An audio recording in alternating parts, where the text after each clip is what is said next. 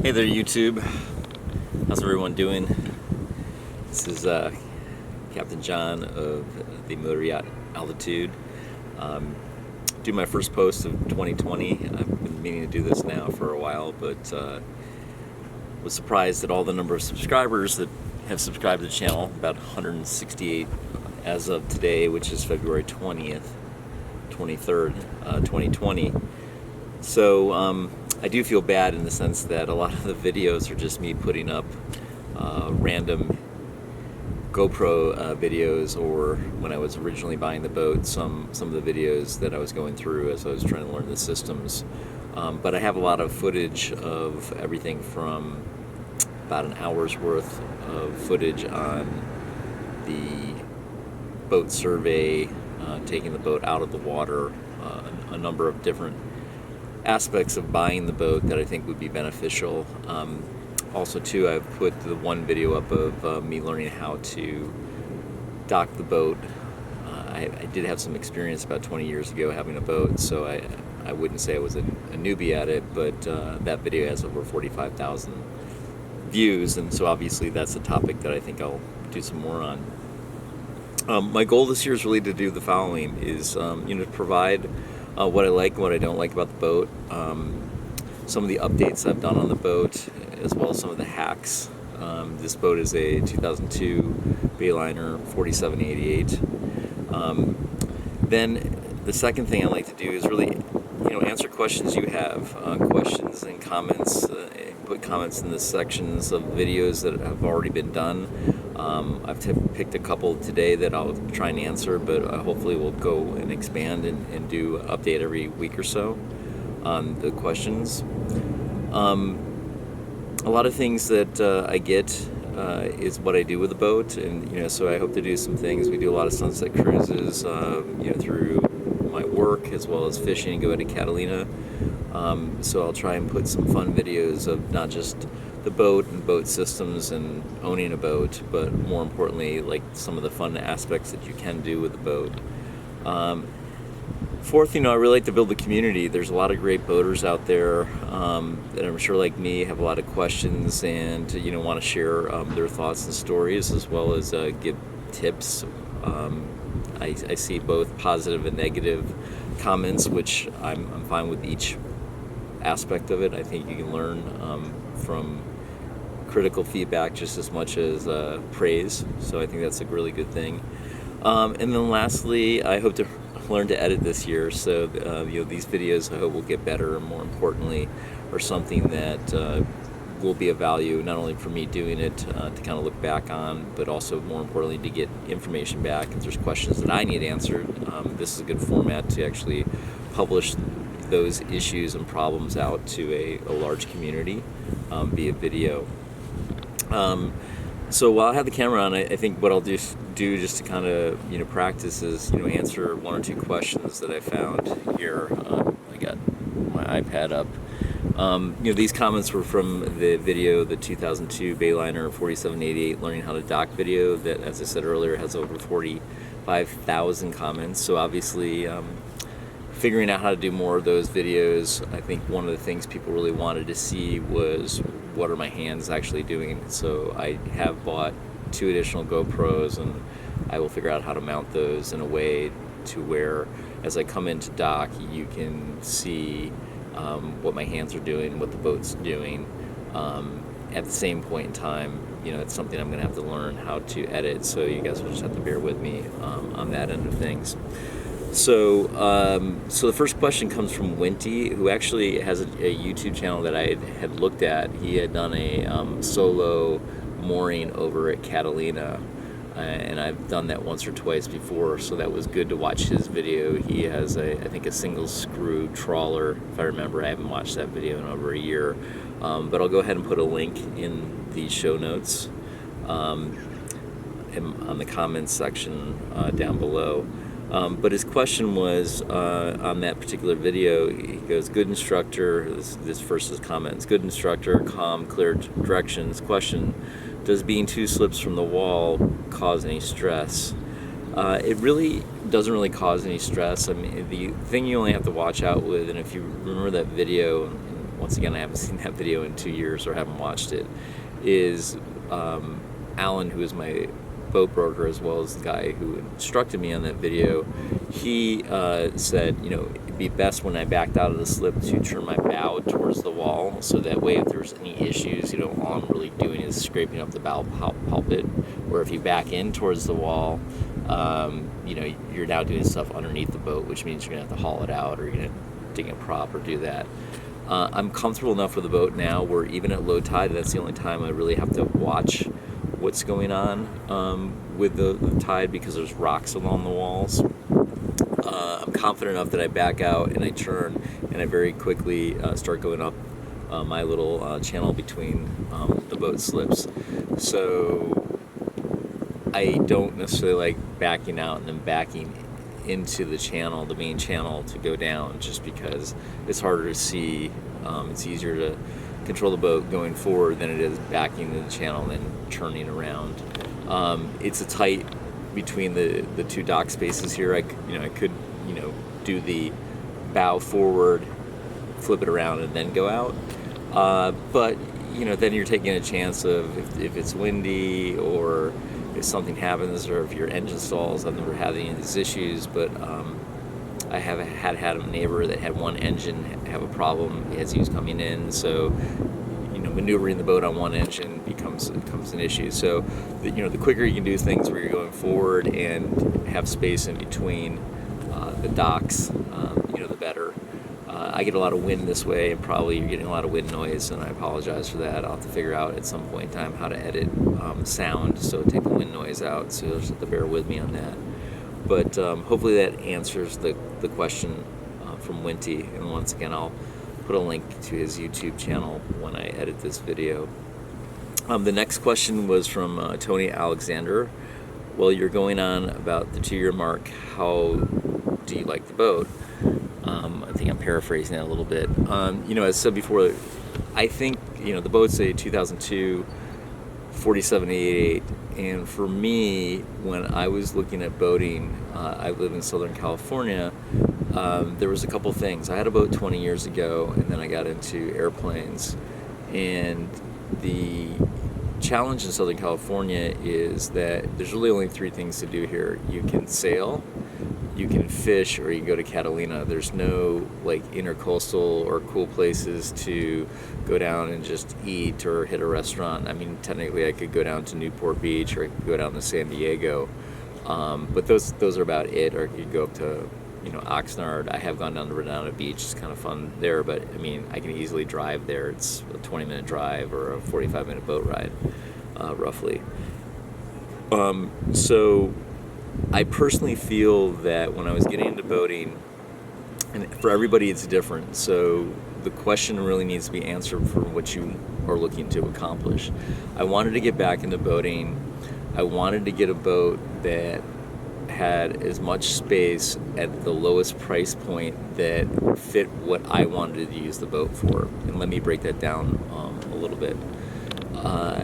I was originally looking at 40-foot boats, and when I bought my first boat, it was a 30-foot Silverton sedan 20 years ago. And what was great is that it was a great boat, but the minute you get a boat, the one thing you always seem to want is either space, speed, or maybe a few other things.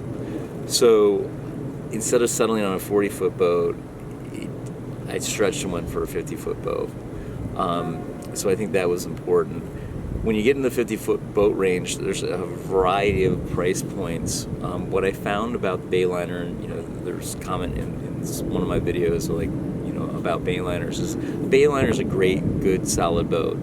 And what I like about it is a lot of people like this format, and when you're buying a boat, you have to think about 2 things, as they always say, the day you buy it and the day you sell it. And I felt like if I really, after a year, didn't really enjoy the boat, that this is a boat that I could probably sell in less than 6 months, probably in 3 months, where a lot of boats that I see that are more expensive or have a little bit more amenities or those things generally sit on the market for a little bit longer, because then they're looking for particular buyer that either can afford that price point or really likes the layout of that boat or what that boat has to offer. So I don't think you can beat this boat if you want to get into a 50-foot boat, and then secondarily, when you want to sell the boat, it seems like there's a lot of people that are interested in this size boat. You basically have a larger potential customer base when you do decide to sell the boat. The second thing is the layout. I personally, obviously I'm in Southern California, I'm sitting on the boat right now. I spend most of my time up top, and I put a davit system on the back, so I got my dinghy there. I actually have put 2 outriggers on the boat, and maybe I'll do a video on that, and I put a 120-inch screen up here. I just built, and I'll have to do a video there, a mount that I just slide a projector in really quick, plug it in, and I sit up here with a couple people and have watched football games, watched movies, done a lot of things. I have a grill over here to the left. Once again, I'm not showing you it. I'll do this in another video. And so I like spending time up here, and for like 4th of July parties, when we take the boat out, I've had up to 20 people, and I've had 12 or 14 people up top here. And so you can't beat it from an entertainment and just space and laying out. Now, granted, I think that if I was in colder weather climate or whatever, I'd probably want to have more space that was indoors. But for me, I like this format. I haven't had really many maintenance issues on the boat. I do preventative maintenance. I have a good mechanic who, every year I have him go through as much of the boat, change all the oils and do the maintenance. I had a boat waxed last year, paid extra because it hadn't been waxed in about 18 months. That was like a 4-day process. I'm getting ready to do that again, so doing that every year. From a cost perspective, that would probably be another video. That roughly runs here in Southern California about $1,200 to $1,400 to get your boat waxed, this size boat waxed. I've had issues with the bathrooms where people have clogged the bathrooms, and getting those pumps fixed are expensive. I think I paid $928 just for the pump.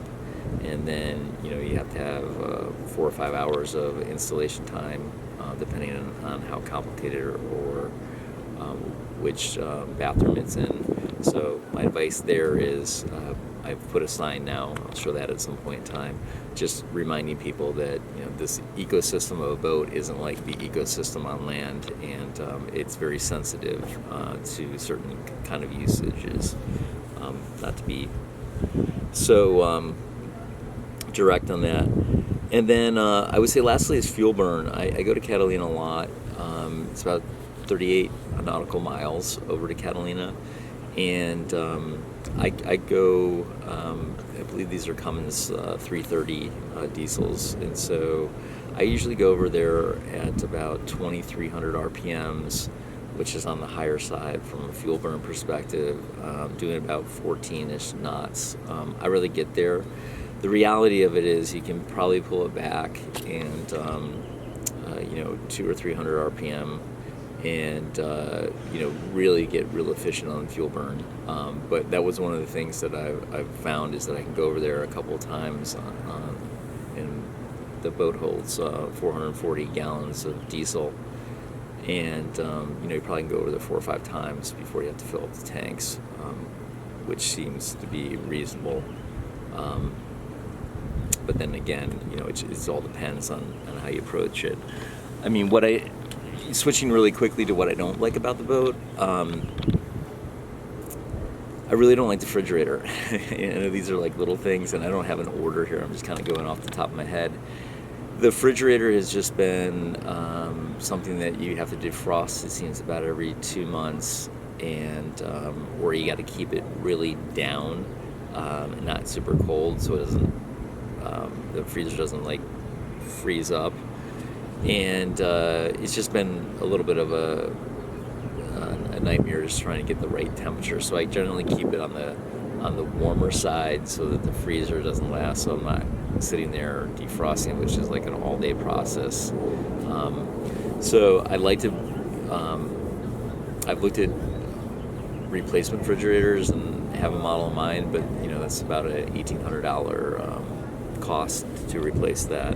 So that's something that will probably be in the future. The shower in the master bedroom, it has a tub, which conceptually sounds great. Never use it. So when you're standing up, you kind of have a wall like right next to your head.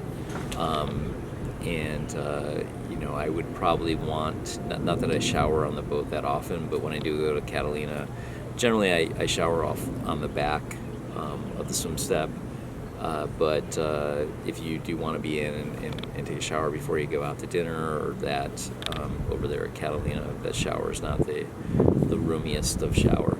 And then lastly, if you're staying on the boat for more than a day or two, the master bedroom is up in the bow, and so you have to step up, and like getting on and off that isn't too much of a problem. It's just after a while it's like making that bed is definitely a pain.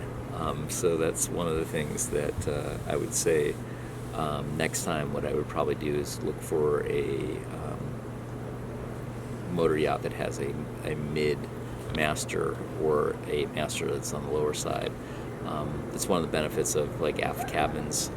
Once again, I like the space up top here versus the aft cabin, but that might be an option for people that don't like that. So I hope to do on some of these topics a little bit more comprehensive videos. What would help me is from some of the things I just touched upon, or things that I might have missed, or things that you're interested in, would really be for you guys to provide me feedback in the comments section, questions, and I hope to get to those things as quickly as I possibly can. Just a couple other quick minor things. I have started building a website. It's my-altitude.com, so if you want to check that out, I have some photos there, I have some videos there.